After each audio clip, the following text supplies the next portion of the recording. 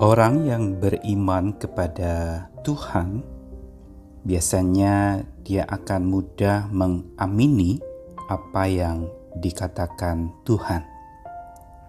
Tetapi satu hal lagi, bukan saja mengamini apa yang Tuhan katakan. Orang yang sangat beriman kepada Tuhan juga memahami dan mengalami hidupnya ditemani oleh Tuhan.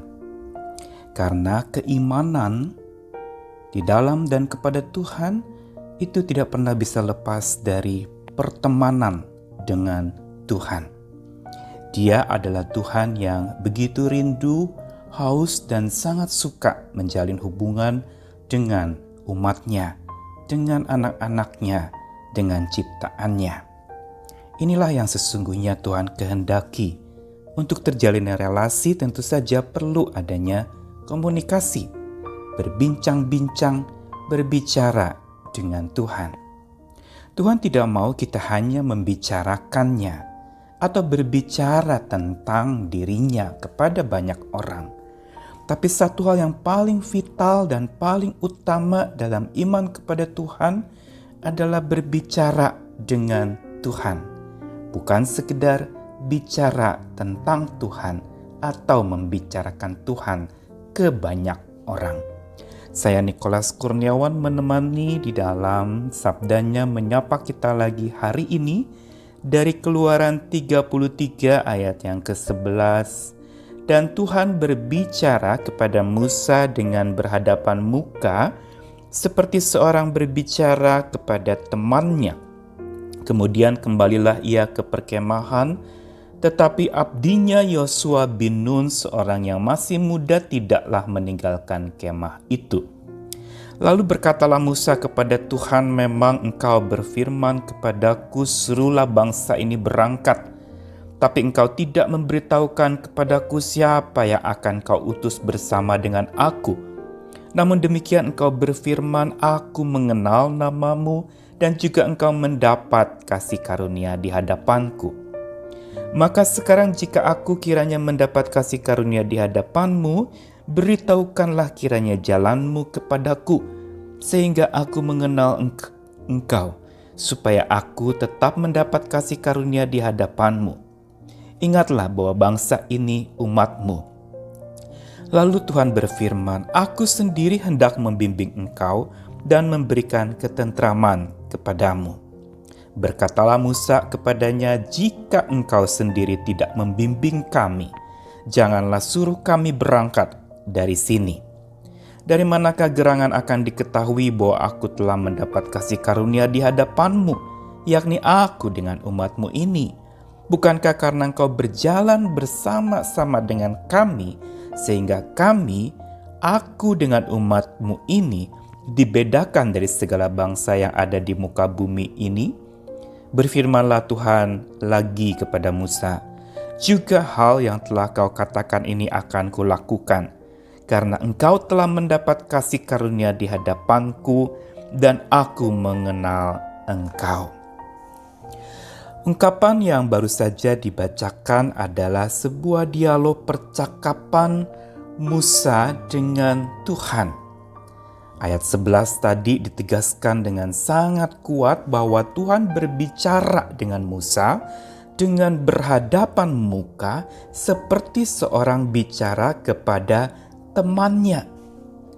Ini merupakan sebuah pernyataan yang unik karena pada masa di mana Musa hidup, ada sebuah pemahaman bahwa orang yang berhadapan muka dengan Tuhan, melihat muka Tuhan itu akan mati. Tetapi Musa mendapatkan hak khusus untuk berbicara dengan Tuhannya, dan Tuhan berbicara dengannya seperti sahabat, seperti teman.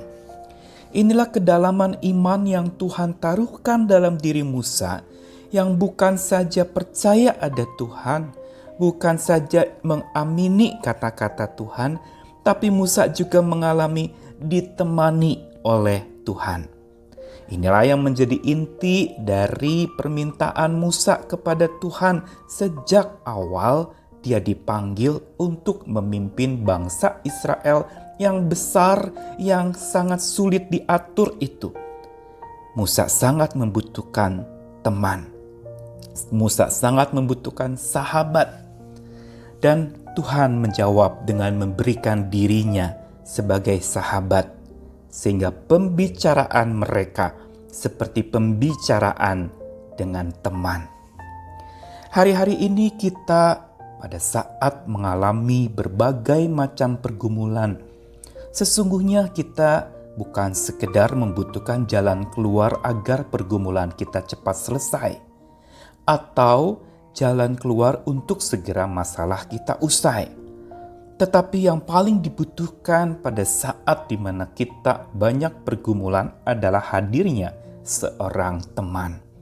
Dan perbincangan yang dibutuhkan bukan lagi perbincangan formal dan kaku, tapi sebuah percakapan yang dalam seperti dengan teman. Tuhan kita adalah Tuhan yang bukan saja kita bisa mengimaninya, bukan saja kita bisa mengamininya, tapi kita perlu memahami bahwa kita ditemaninya. Kedekatan Musa dengan Tuhannya itu menjadi kekuatan dia untuk berjalan menghadapi tantangan yang berat di padang gurun yang sangat menyulitkan, di tengah tantangan hidup yang sangat memberatkan. Dan Musa bisa maju terus.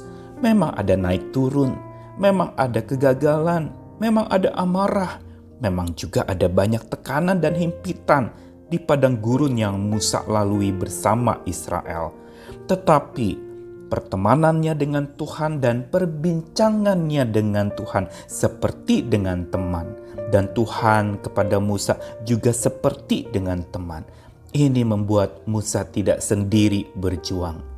Dia sungguh di dalam hubungan perbincangan dan pembicaraan seperti dengan teman. Ada percakapan yang berbalas-balasan. Kita lihat ini sepanjang hidup Musa ada percakapan ini. Percakapan yang saling berbalasan. Dan percakapan atau pembicaraan seperti dengan teman, di dalamnya bukan saja ada berbalas-balasan, saling menanggapi satu dengan yang lain, ada dialog di sana, tetapi juga ada keikhlasan, berbicara apa adanya tanpa dibuat-buat. Musa sempat komplain dan mengungkapkan apa adanya yang dia rasakan, dia ceritakan. Dan Tuhan juga ketika menegur terus terang kepada Musa. Inilah pembicaraan seperti dengan teman itu. Dan bukan itu saja. Selain ada hubungan percakapan berbalas-balasan, ada keikhlasan di sana, maka lewat pembicaraan seperti dengan teman ini, Musa mengalami sebuah kebebasan berekspresi. Kebebasan mengungkapkan apapun juga kepada Tuhannya. Dan Tuhan juga punya kebebasan mengungkapkan isi hatinya kepada Musa. Hari ini mari kita bangkitkan lagi semangat bercakap-cakap dengan Tuhan. Sebelum kita bicara tentang Tuhan atau menyampaikan Tuhan kepada orang lain, bercakap-cakaplah dan berbicaralah terlebih dahulu dengan Tuhan kita. Dia sumber kekuatan kita, pertemanan dengannya membuat kita makin mengimaninya dan selalu mengamininya. Tuhan beserta kita semua. Amin.